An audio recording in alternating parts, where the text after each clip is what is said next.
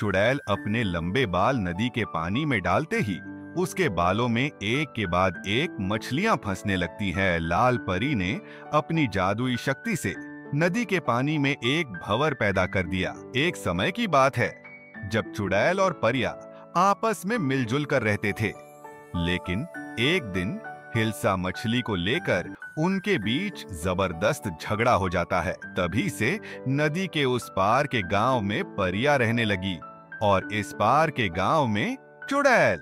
नहीं, अब और बर्दाश्त नहीं किया जा सकता, पर यहाँ हमारे हिस्से की मछली ज्यादा पकड़ रहे हैं। हम ऐसा नहीं होने देंगे। हाँ, चुड़ैल बिल्कुल सही कह रही है, हम ये नहीं मानेंगे। मछलियां हमारा पसंदीदा खाना है, तुम क्यों ज्यादा पकड़ोगे? कभी नहीं, हम अपने हिस्से की मछली नदी से पकड़ रही हूं। तुम भी कोशिश करो, देखना तुम्हें भी मिलेगी। इस नदी की मछलियों पर दोनों गांव का बड़ा बड़ा हक है।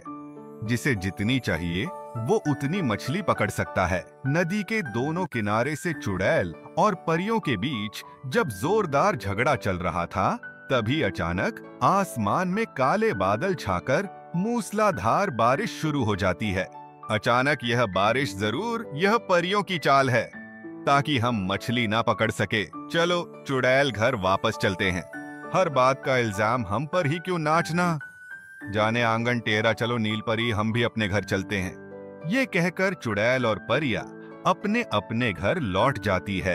एक दिन दोनों गांव के बीच झगड़े को देखते हुए टोनी चिड़िया उड़कर प्रकृति देवी के पास पहुंचते हैं। फिर प्रकृति देवी दिन ब दिन चुड़ैल लड़पड़ियों की झगड़ा बढ़ता ही जा रहा है, उन्हें रोकने का कोई ना कोई उपाय कीजिए। प्रकृति देवी, हाँ, अब उन्हें रोकना ही पड़ेगा।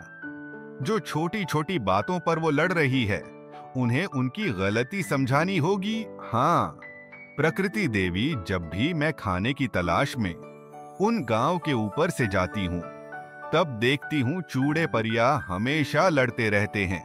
इसके बाद प्रकृति देवी अपनी मित्र स्वर्ण जलपरी को याद करने लगती है और कुछ ही देर में स्वर्ण जलपरी प्रकृति देवी की नदी में प्रकट होती है। कहिए प्रकृति देवी, क्या तुम्हें मेरी मदद की जरूरत है? हाँ सर जलपरी, तुम्हें मेरी एक मदद करनी होगी, मेरी बात ध्यान से सुनो। इसके बाद प्रकृति देवी स्वर्ण जलपरी को चुड़ैल और परिड़ियों के बारे में सब कुछ बताती है। ठीक है दोस्त, मैं अभी उसी नदी की ओर रवाना होती हूँ जो उन दो गांव के बीच से बहती है। यह कहकर सरना जलपरी तैरती हुई उन दोनों गांव के बीच की नदी में पहुंच जाती है। चुड़ैल, आज हम परियों से ज्यादा मछली पकड़ेंगे, ले जल्दी से अपने लंबे बाल नदी के पानी में डाल दे। परियां क्या सोचती है, जादू सिर्फ वही जानती है, आज हम जादू से मछली पकड़ेंगे। यह कहते हुए चुड़ैल अपने लंबे बाल नदी के पानी में डालते ही उसके बालों में एक के बाद एक मछलियां फंसने लगती है।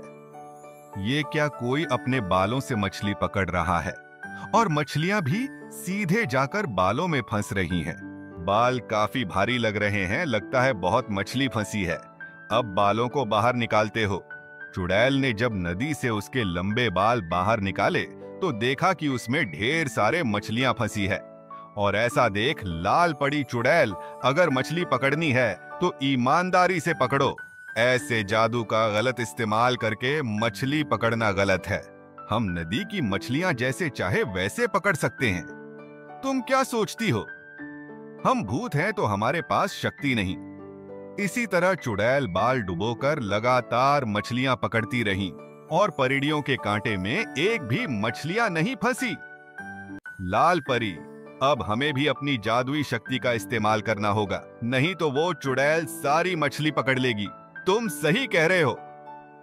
नील परी, अब मैं भी जादुई शक्ति इस्तेमाल करूंगी।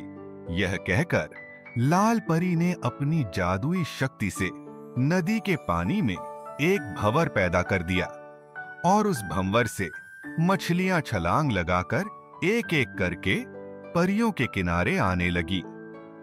बाप रे बाप, ये चुड़ैल और परियां मिलकर क्या कर रहे हैं? मुझे अभी कुछ ना कुछ करना ही पड़ेगा। ये लोग मछली पकड़ने की प्रतियोगिता में जिस तरह से लगे हैं, इसमें तो यमुना नदी की मछलियों का संतुलन बिगड़ जाएगा। देख रही है चुड़ैल पर यह कैसे जादू से सारे मछलियों को अपने किनारे उठा रही है। तू चिंता मत कर, आज हम परियों को हरा के उनसे ज्यादा मछली पकड़ेंगे। उसी समय नदी के ऊपर सिर उठाती है स्वर्ण जल पड़ी। तुम सब अभी रुक जाओ, अपने बीच प्रतियोगिता करके नदी की मछलियों को जरूरत से ज्यादा पकड़ रहे हो और सारी मछलियों को बर्बाद कर रहे हो। यह सुनकर चुड़ैल और परियां मछली पकड़ना रोक देती है। फिर चुड़ैल कहती है, हम क्यों मछली पकड़ना रोक दें? यह नदी हमारे गांव के बीच से गुजरी है, हम जितनी चाहे मछलियां पकड़ेंगे। इस नदी में अब बहुत कम मछलियां बची हैं, जब इस नदी के सारी मछलियां खत्म हो जाएगी तब।